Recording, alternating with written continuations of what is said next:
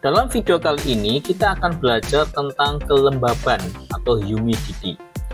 Kelembaban itu adalah topik yang sangat penting terutama dalam teknik pendingin. Pertama, kita perlu memahami apa itu kelembaban.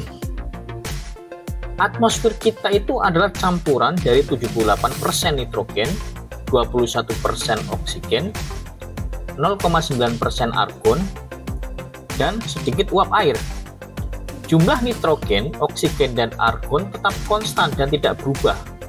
Namun, jumlah uap air itu bervariasi tergantung pada lokasi dan cuaca. Uap air yang ada di atmosfer inilah yang kita sebut kelembaban. Jadi, kelembaban itu uap air yang ada di atmosfer.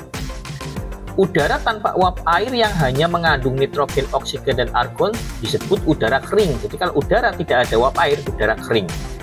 Udara yang mengandung uap air disebut udara lembab. Namun pada kenyataannya, udara kering tidak pernah benar-benar ada. Selalu ada sejumlah uap air yang bercampur di udara. Sekarang, mari kita pahami bagaimana suhu air menurun melalui proses penguapan. Mari kita ambil semangkuk air, suhu airnya 30 derajat Celcius. Dan suhu udara atmosfer adalah kita asumsikan 25 derajat Celcius. Pada air bersuhu 30 derajat Celcius, molekul berenergi tinggi menyerap panas dari air dan menguap dari permukaan air. Selama proses penguapan ini, uap air mengambil sebagian panas dari air, menyebabkan suhu air menurun. Saat penguapan ini terus berlangsung, suhu air secara bertahap akan menurun hingga sama dengan suhu udara. Uap air yang menguap selama proses ini bercampur dengan udara atmosfer. Uap air yang bercampur inilah yang kita sebut kelembaban. Nah, kemudian ada dua jenis kelembaban, yaitu kelembaban absolut dan kelembaban relatif.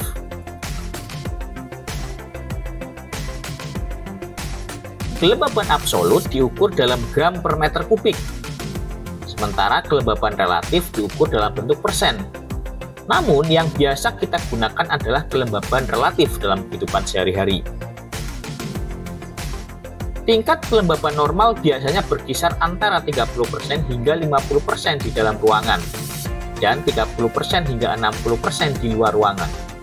Tingkat kelembaban yang tinggi dianggap berada di atas 60%, sedangkan kelembaban rendah di bawah 30%.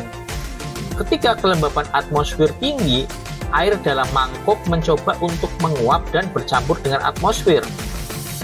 Namun, karena atmosfer itu sudah mengandung banyak uap air, ingat ya, kelembaban tinggi banyak uap air, maka air dalam mangkuk akan menguap dengan lambat. Oleh karena itu, suhu air akan menurun dengan lebih lambat. Berikut contoh yang sempurna. Bayangkan sebuah spons kering. Spons kering ini mewakili udara kering di atmosfer. Saat kita menambahkan tetesan air ke spons, ia menyerap dan menyimpannya. Air yang kita tambahkan mewakili kelembaban. Ketika spons menjadi jenuh, ia tidak bisa menyerap lebih banyak air lagi. Begitu juga ketika tingkat kelembaban udara tinggi, maka akan sulit bagi air tambahan untuk menguap. Sekarang mari kita lihat bagaimana kelembaban tinggi mempengaruhi suhu tubuh manusia dan menara pendingin cooling tower. Tubuh kita itu secara konstan melepaskan keringat melalui pori-pori kecil di kulit kita. Keringat ini menguap dari kulit dan mengambil panas dari tubuh, lalu bercampur dengan udara. Proses ini membantu menjaga suhu tubuh pada tingkat yang normal. Namun, ketika kelembaban udara tinggi, udara tidak bisa lagi menampung uap air tambahan. Akibatnya, keringat tidak bisa menguap dan tetap berada di kulit kita.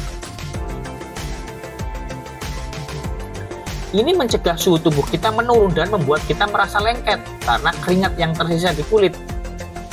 This is why weather reports often say it feels like 30 degrees Celsius, even when the actual temperature is 27 degrees Celsius due to the high humidity. Begitulah kelembaban tinggi mempengaruhi suhu tubuh kita. Sekarang, mari kita pahami bagaimana hal ini mempengaruhi cooling tower atau menara pendingin. Dalam menara pendingin, air dari kondensor chiller jatuh ke fil menara pendingin dan mengalir perlahan ke bawah. lalu kembali ke kondensor chiller melalui saluran balik. Air ini digunakan untuk menurunkan suhu refrigeran di dalam chiller. Motor kipas dalam cooling tower menghisap udara ke atas melalui fill. Saat udara melewati fill, sebagian air menguap dan terbawa oleh udara sehingga mendinginkan air tersebut. Air yang sudah didinginkan ini kemudian kembali ke chiller. Namun ketika tingkat kelembaban tinggi, hanya sedikit air yang menguap dari menara pendingin dan air yang kembali ke chiller tidak cukup dingin ya karena kelembaban tinggi. Hal ini mengurangi efisiensi cooling tower karena air yang masuk ke kondensor bersuhu lebih tinggi akibat kelembaban tinggi. Ia tidak dapat mendinginkan refrigeran secara efektif. Hal ini menyebabkan beban kerja chiller meningkat. Begitulah kelembaban tinggi mempengaruhi proses keseluruhan pada sistem chiller atau sistem pendingin. Ini hanyalah beberapa masalah yang disebabkan oleh kelembaban tinggi. Selain masalah ini, kelembaban tinggi juga bisa menyebabkan berbagai masalah lain. Misalnya kelembaban tinggi dapat menyebabkan peningkatan konsumsi energi, pertumbuhan jamur di dalam rumah karena lembab, kerusakan pada kayu, korosi pada komponen logam, dan mempengaruhi gejala asma serta alergi.